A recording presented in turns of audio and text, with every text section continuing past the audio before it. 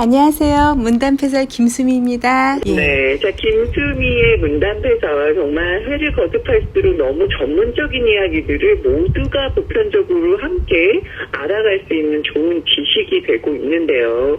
자, 오늘은 어떤 이야기로 문화를 담은 패션 이야기로 접근해보나요? 네, 오늘은 스포츠웨어의 대부라고 할 수 있는 CP 컴퍼니에 대해서 말씀을 나누려고 합니다. 예. 네. 그래서 아마 여러분들 이렇게 많이 보셨을 거예요. 자켓인데, 점퍼 스타일인데, 그 모자, 후드에 안경이 달려있어요. 고글이 달려있어요. 예. 점퍼에? 예.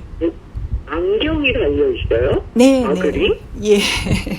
그래서 그걸 이제 고글 자켓이라고 그러는데, 그 자켓이 네. 지금 현재 이제 시그니처, 그 브랜드의 시그니처가 되어 있습니다. 예. 네네. 그래서 이제 이 부분을 이제 말씀드리려고 그러는데, 먼저 이제 이 고글 자켓이 탄생하기 전에 제가 이 설립자에 대해서 좀 먼저 말씀을 드릴게요.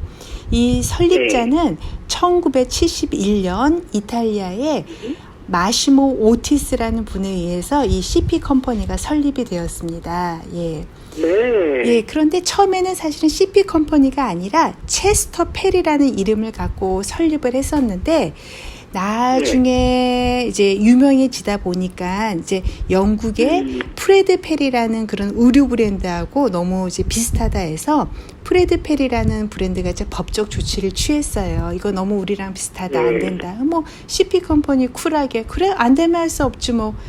그럼 우리 체스터 페리가 아니라 CP 컴퍼니로 하면 돼. 이제 이런 식으로 해서 이름이 이제 바뀌어서 지금까지 이제 CP 컴퍼니로 부르고 있습니다. 예. 까칠하게 이름이 슉 바뀌었네요. 그러니까 뭐 일부러 이렇게 따라 하려는 것도 아니고 완전히 이제 네. 우연이었던 거죠. 이탈리아에서 만든 거니까. 근데 제가 방금 이 마시모 오티스에 대해서 말씀을 드렸는데, 이분이 사실은 근 10년 뒤에 1982년도에 스톤 아일랜드를 또 창시를 하셨습니다. 예. 그렇군요. 예, 제가 이제 지난주 이렇게 스톤 아일랜드와 이제 훌리건에서도 말씀을 드렸었는데, 예, 이 마시모 오티스가 CP 컴퍼니와 스톤 아일랜드를 이제 창시한 분이시고요. 이분이 원래는 그러니까 그래픽 디자이너였었어요. 그래서 광고 업계에서 일하면서 그 종이에 프린트하는 그 인쇄 기술을 티셔츠에다가 이제 적용을 하면서 그런 실험적인 의류 브랜드를 아예 작게 런칭을 처음엔 했었어요.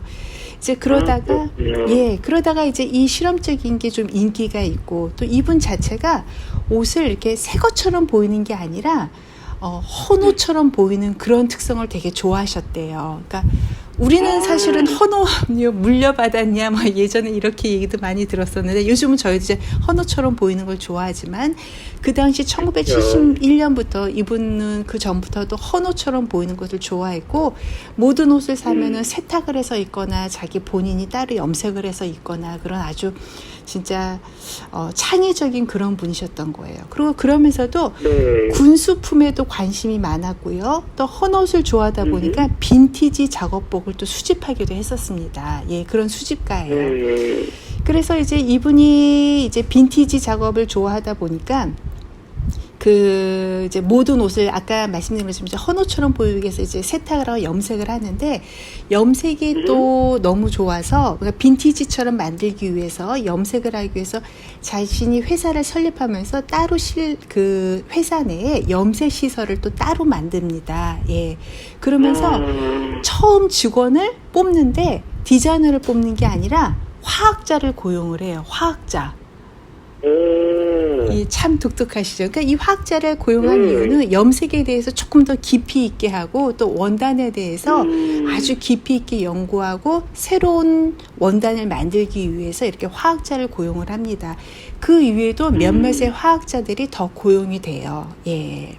네, 그러면서 이분한테는, 이 마시모 오티스라는 분한테는 뭐 최초라는 별명이 참 많이 붙어요. 뭐 원단도 특이한 원단도 최초로 발명을 하고 염색 방법도 최초로 또 이렇게 하고 모든 것들이 좀 이렇게 최초란 수식어가 많이 붙는데 그 중에서도 그 가먼트 다이 염색이 있어요. 가먼트 다이. 그러니까 이제 옷 전체, 그러니까 보통 옷을 만들면 원단을 염색해서 그 원단을 잘라서 옷을 만들잖아요. 그런데 이 가먼트 다이 염색이라는 거는 옷을 다 만들고 그거를 통째로 통에다 넣고 염색을 하는 거예요.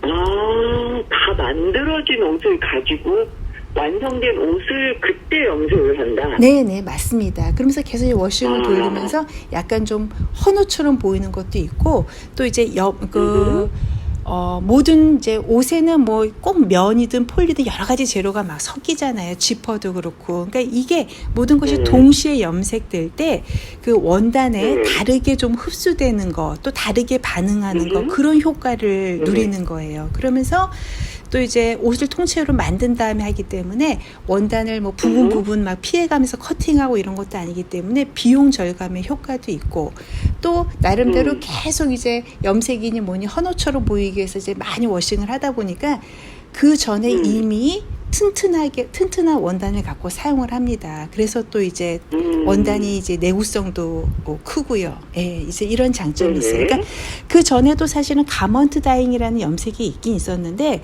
이런 의류 쪽에서 옷을 통째로 염색한 거는 이분이 최초인 거예요. 예. 그렇군요. 뭔가 시대가 좀 반영되는 듯한 느낌도 있지만 어떻게 보면 그 가글이 붙어 있는 자켓 자체가 네. 조금 이렇게 뭐랄까요, 좀 무섭다, 반감이 있다, 좀 너무 좀 반사회적인 이미지도 있다, 약간 뭐 이런 제가 지금 설치를 좀 해봤더니 확 굉장히 특이한 거 좋아하시는 분들이 이거 뒤집어 쓰고 다니시면 굉장히 무섭겠는데요. 길거리가. 그럼 제가 이 말씀부터 먼저 드릴게요. 어떻게 이 그 가글 자켓이 만들어졌는지 그 전에 사실은 이제 그렇게 만들어서 방금 김은정 씨 말씀하신 것처럼 사실은 조금 좀 겁내하는 분도 계세요. 그러니까 처음엔 이런 비판도 있었어요.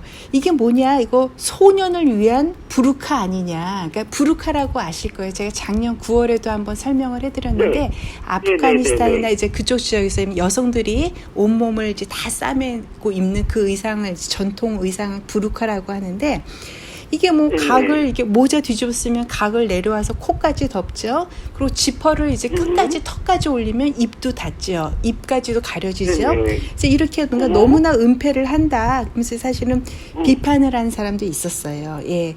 그래서 이 옷을 또한 그 런던의 훌리건들이 아주 좋아했습니다. 스톤 아일랜드와 같이. 그 사람들이랑 아주 딱이네. 네, 맞습니다. 얼굴도 안 보이고. 자신을 은폐하기 아주 좋은 거죠. 예, 그래서 이제 훌리건한테도 이 옷이 아주 이제 사랑받는 옷이었었고요. 예, 일단은 이 옷이 탄생한 거는 이제 1988년도에 이태리에서 해마다 그 권위 있는 빈티지 스포츠카 경주 대회가 있었어요. 로드 레이스라고 그래서 그 경기장 안에서 이제 레이스를 펼치는 게 아니라 어떤 이제 브레시아라는 도시에서부터 로마까지 그 이탈리아를 가로지르는 1000마일이 넘는 그런 자동차 경주라고 하더라고요. 근데 이 자동차 경주가 오픈탑인 거예요. 이제 지붕이 없어요. 이제 그러고 이제 경주를 하다 보니까 태양으로부터도 몸을 보호해야 되고 또 또 이제 산맥을 가로지르니까 진흙으로부터 보호를 해야 되고 그렇게 해서 이제 레이싱을 하다 보니까 주머니에 필요한 지도라든지 뭐 여러 가지 소품, 심지어 생필품까지도 이제 주머니에 이제 잘 넣어야 되는데 이제 이 그 마시모 오티스가 스스로 자원을 해서 후원을 합니다. 예, 그래서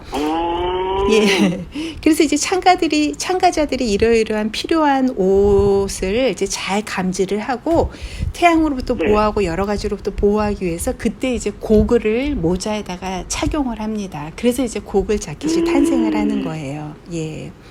근데 아까도 제가 이제 이분이 군수품에 대해서도 좋아하시고 이제 빈티지 작업복도 수집하신다고 말씀드렸고 또 시계에 대해서도 상당히 좋아해요. 시계 컬렉션 매니아입니다. 이제 그러다 보니까 이 고글 자켓을 만들면서도 손목 부분에는 운전을 하면서 시계를 볼 수가 없잖아요. 그래서 손목 시계, 그러니까 그 손목 시계 있는 부분에다가도 또 렌즈를 답니다. 예, 그래서 그것 또한 그 스톤 아일랜드가 왼쪽 팔에 그 라벨을 붙여서 자기 브랜드 나침판을 그 브랜드를 상징하듯이 손목 시계 부분에도 렌즈를 넣어서 소매를 걷지 않아도 시계를 볼 수 있게끔 만들어요. 그래서 이 고글과 이 시계를 볼 수 있는 이 렌즈가 이 브랜드의 지금 이제 시그니처가 되어 있습니다. 예. 와, 진짜 제가 지금 그 옷을 발견했어요. 소매 부분에 동그랗게 돋보기만한 사이즈로 이렇게 안을 들여다볼 수 있게 진짜 그렇게 했네요. 예, 예. 그래서 또 이 아이디어. 이분은 진짜 특이한 분이네요. 그러니까 제가 봤을 때는 뭐 디자이너라기보다도 거의 뭐 과학자 수준이세요. 예, 과학자. 그러게요. 발명가처럼. 그쵸? 예, 예, 맞습니다. 원단도 발명을 하고 모든 부분을 그렇게 이제 새롭게 접하고 계세요. 그래서 사실은 이 1988년도에 이 옷이 탄생하기 전에 1년 전에 이분이 우연히 그 일본의 민방위대가 착용하는 모자를 봅니다. 그러니까 군대가 어떻게 보면 이제 가스 방지를 위해서 사용하는 그런 모자를 보고 어떻게 보면은 제가 작년에도 설명드린 그 바라클라바 모자하고도 유사해요. 바라클라바 모자 다 뒤집어 쓰는데 눈, 코, 입만 이렇게 내놓는 그런 강도들이 쓰는 그 모자, 예, 그것을 상상이 가시죠? 그러니까 그 모자에다가 눈, 코, 입 뚫어놓고 그 눈 부분에는 렌즈를 단 거예요. 예. 그러게요. 예, 그래서 그 일본의 민방위대가 착용한 그 보호 모자를 보고 저 좋은 아이디어다. 나도 저걸 좀 응용을 해야 되겠다. 그래서 그걸 1년 동안 품고 있다가 그러다가 마침 그 빈티지 스포츠카가 있어서 그 이제 선수들한테 그 참가자들한테 특별히 이제 디자인된 자켓을 제공을 하면서 이제 이 시그니처가 되었습니다. 예.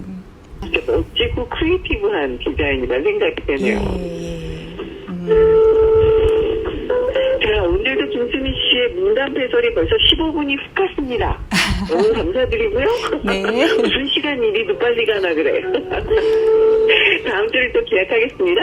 네, 감사합니다.